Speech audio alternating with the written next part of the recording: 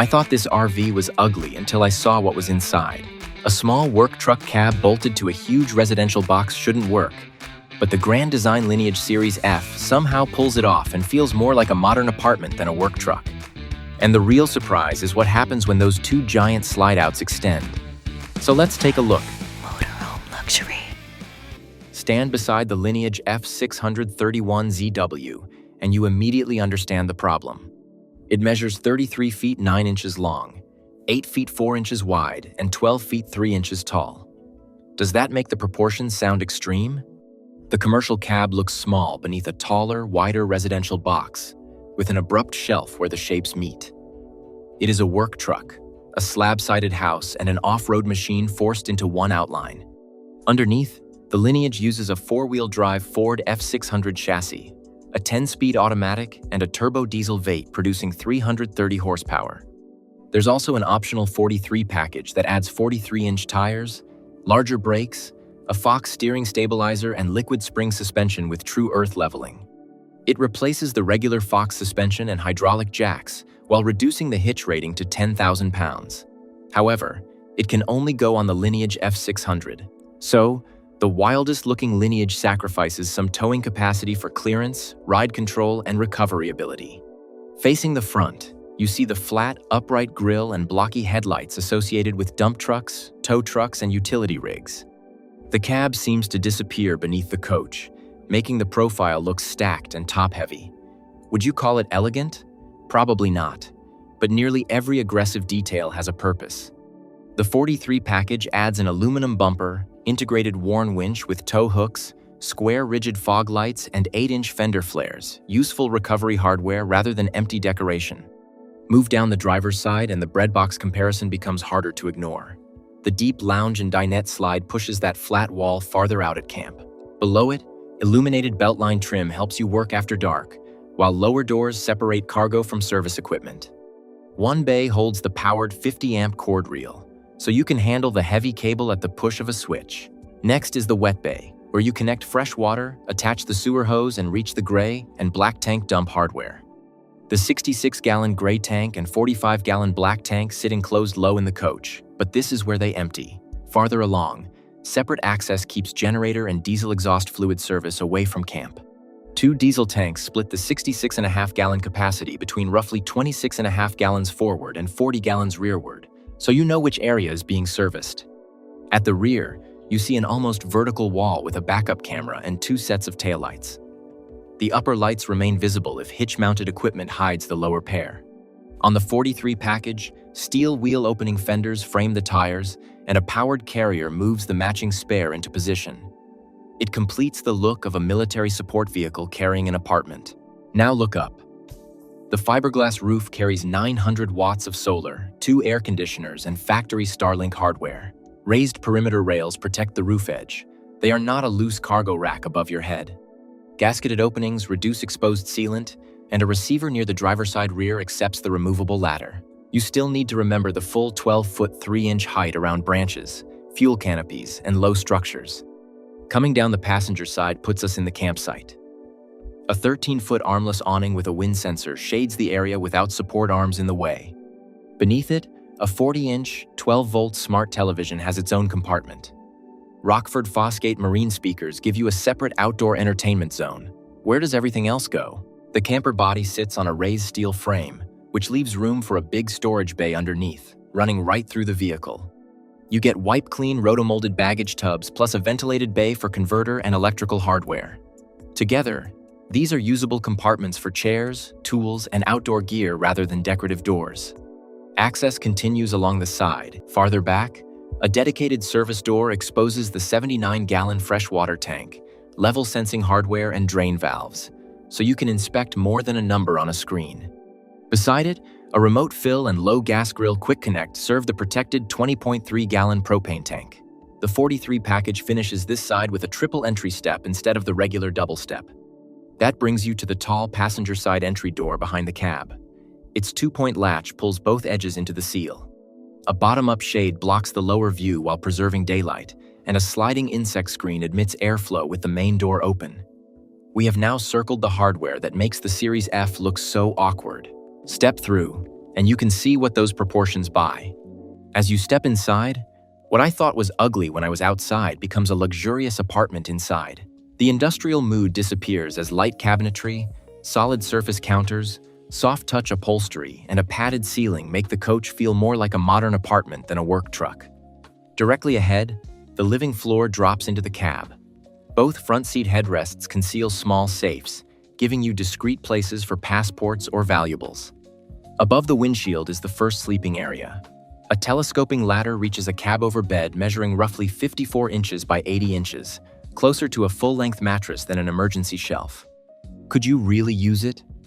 One adult or two children can, while a privacy curtain and dedicated ram air ducts keep the space private and conditioned. Turn toward the rear and the driver's side slide carries the lounge. Power theater seats sit nearest the cab, with a booth dinette behind them. Every position in this slide has a belt, bringing the total to 6 belted travel positions. The cab-over bed, convertible dinette, and rear king provide sleeping room for 5 across 3 areas. Long cabinets add storage above your seats, and the main television remains visible from either area.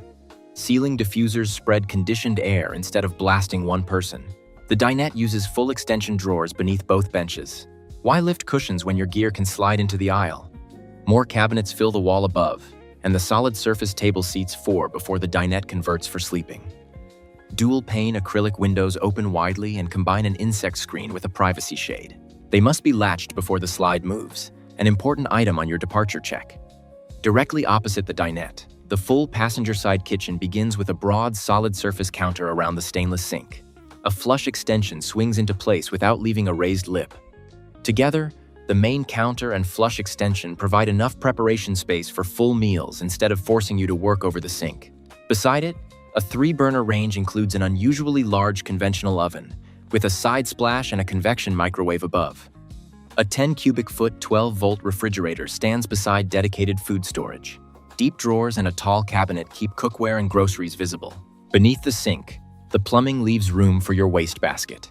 Separate hot and cold water shutoff valves let you isolate one failed fixture without disabling the fresh water system, and full extension drawers keep cookware within reach. Above the forward galley, the living room television remains visible from both the lounge and dinette. Near the galley, a Firefly touchscreen gathers your lighting, climate, tank level, and electrical controls. The air conditioners draw through a removable residential-style filter and feed long, double-ducted ceiling diffusers, cooling the lounge, kitchen, and rear suite more evenly. As you pass the refrigerator, the floor plan enters its private rear zone. On the passenger side, the second slide carries a true 70-inch by 80-inch king bed. Its hinged memory foam construction lets it fold when the slide retracts. Bedside cubbies add small item storage, while the deep slide creates equally deep overhead cabinets. The rear wall becomes a hanging wardrobe, and soft-closed dovetail drawers fill the foot of the bed. You also get a separate smart television. Beside it, a ventilated cabinet can hold an optional stacked washer and dryer or remain a large linen and gear closet.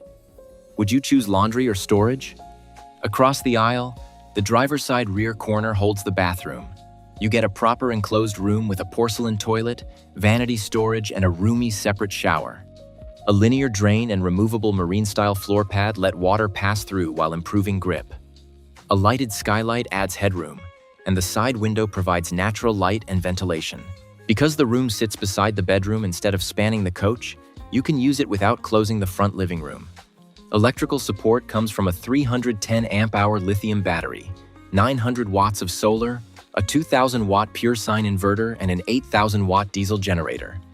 In good sun, the panels can carry the refrigerator and lights, but sustained use of both air conditioners requires shore power or generator help. The tankless water heater and 30,000 BTU furnace cover hot water and colder weather.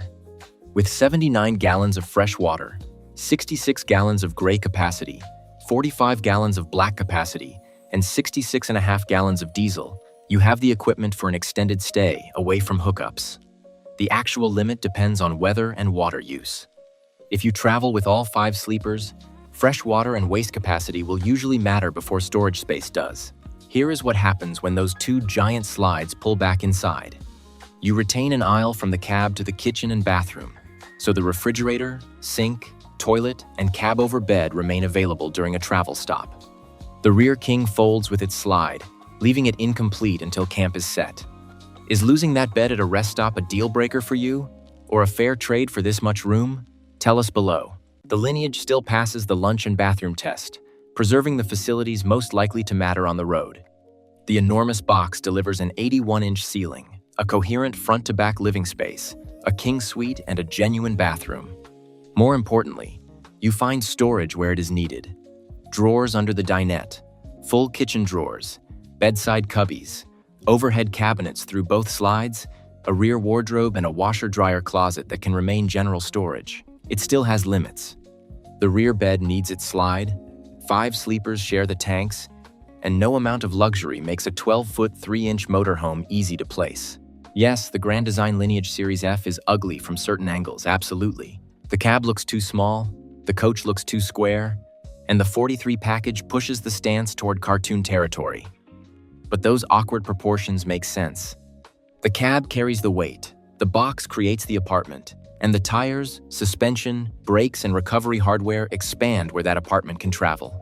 I thought this van was ugly at first until I saw what was inside. Now it looks less like a styling accident and more like a machine that's completely honest about its priorities. Now for the price. The F600 lists at $316,799, while the 550 lists at $323,293 before freight, taxes, and dealer charges. Those are sticker prices, not necessarily what you will pay. Dealer discounts can pull the advertised price substantially below MSRP, so your negotiated number may undercut either list price by a meaningful amount. So, would the luxury interior make you forgive the awkward exterior? Let us know in the comments. Want to see a camper designed to survive the end of the world instead? If so, click on it, and we will see you soon at a new luxury motorhome.